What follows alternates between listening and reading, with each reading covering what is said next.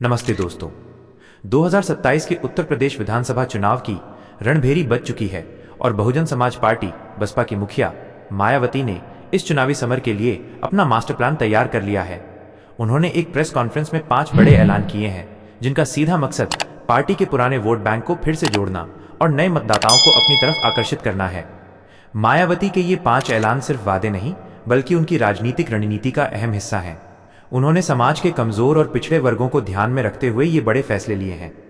मायावती का master plan, 5 बड़े ऐलान।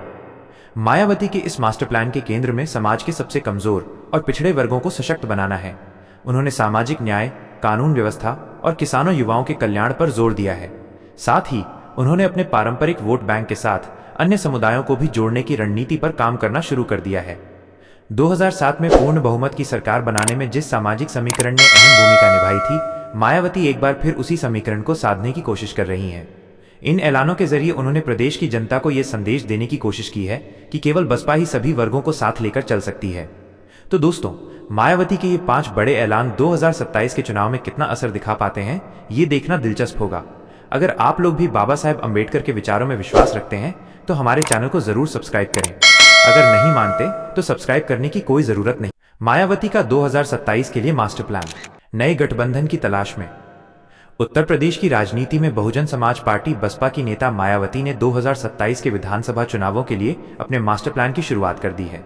पिछले चुनावों में मिली करारी हार के बाद अब उनका पूरा ध्यान पार्टी को फिर से मजबूत करने और अपनी खोई हुई जमीन वापस पाने पर है।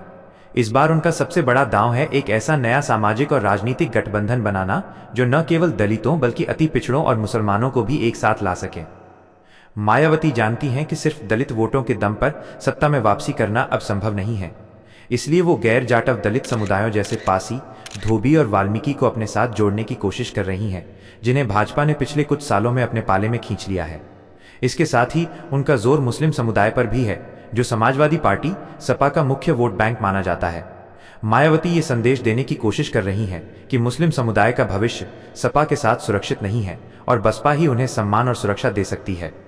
मायावती के इस मास्टर प्लान का एक अहम हिस्सा है अति पिछड़ी जातियों को साधना। इनमें राजभर, मौर्य और कुशवाहा जैसी जातियां शामिल हैं। वो इन जातियों के प्रभावशाली नेताओं से संपर्क साध रही हैं और उन्हें पार्टी में लाने की रणनीति बना रही हैं। उनका मानना है कि अगर ये तीनों वोट बैंक दलित, मुस्लिम और अति पिछड़े एक साथ आ जाते हैं तो वो 2027 में एक मजबूत त्रिकोणीय मुकाबले में भाजपा और सपा दोनों को चुनौती दे पाएंगी।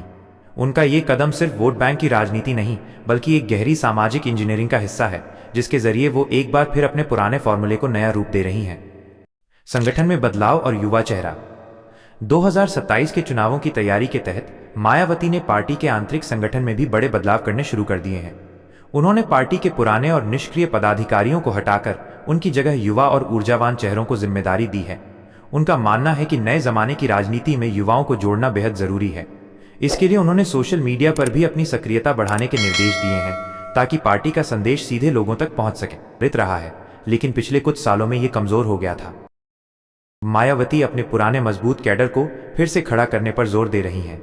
उन्होंने हर जिले और विधानसभा क्षेत्र में नए प्रभारियों की नियुक्ति की है, जिन्हें सख्त निर्देश दिए गए हैं कि वे जनता के बीच जाएं और उनकी समस्याओं को उठाएं।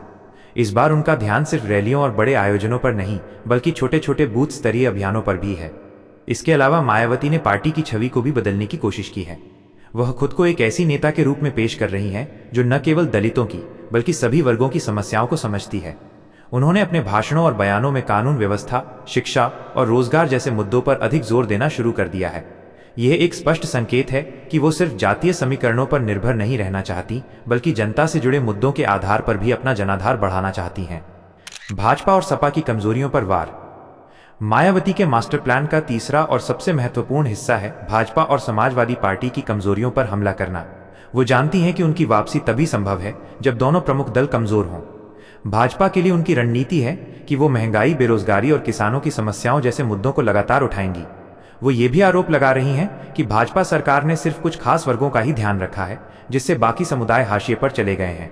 समाजवादी पार्टी के लिए मायावती की रणनीति अलग है। वो सपा पर गुंडा राज और अराजकता का आरोप लगा रही हैं, जो सपा सरकार के दौरान अक्सर चर्चा में रहा था। उनका मानना है कि मुस्लिम समुदाय के एक बड़े हिस्से में सपा के प्रति नाराजगी है, क्योंकि सपा ने उनकी समस्याओं का समाधान नहीं किया। मायावती इस नाराजगी को भुनाने की कोशिश कर रही हैं। और ये संदेश दे रही हैं कि सपा के साथ जाने से मुसलमानों को कोई फायदा नहीं होगा। इसके अलावा मायावती जातिगत जनगणना के मुद्दे पर भी मुखर हैं। वो इस मुद्दे को उठाकर पिछड़ी जातियों को अपनी ओर खींचने की कोशिश कर रही हैं। उनका मानना है कि अगर ये मुद्दा जोर पकड़ता है तो भाजपा और सपा दोनों को इसका जवाब देना मुश्किल होगा। इस तरह वो दोनों प्रमुख दलों को उनके अपने ही गढ़ में चुनौती दे रही हैं और खुद को एक सक्षम और विश्वसनीय विकल्प के रूप में प्रस्तुत कर रही हैं। मीडिया और जनसंपर्क पर फोकस।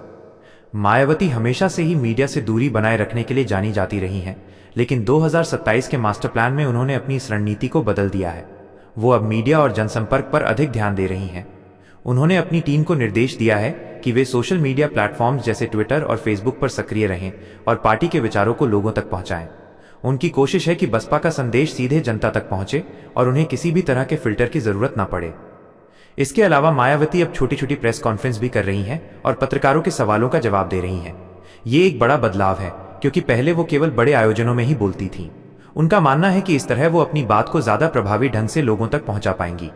जनसंपर्क के लिए उनकी पार्टी के कार्यकर्ता अब गांव-गांव जाकर लोगों से मिल रहे हैं और उन्हें बसपा की नीतियों और योजनाओं के बारे में बता रहे हैं। इस मास्टर प्लान का अंतिम लक्ष्य है जनता का भरोसा फिर से जीतना। मायावती को पता है कि सत्ता में वापसी सिर्फ जातीय गणित से नहीं, बल्कि लोगों के साथ सीधे जुड़ाव से ही संभव है। वो अपनी पार्टी को एक ऐसी पार्टी के रूप में पेश कर रही हैं जो न केवल दलितों की बल्कि सभी वर्गों की आवाज उठाती है। इस नए दृष्टिकोण के साथ वो 2027 में एक मजबूत वापसी की उम्मीद कर रही हैं। ये देखना दिलचस्प होगा कि उनकी ये नई रणनीति कितनी कामयाब होती है।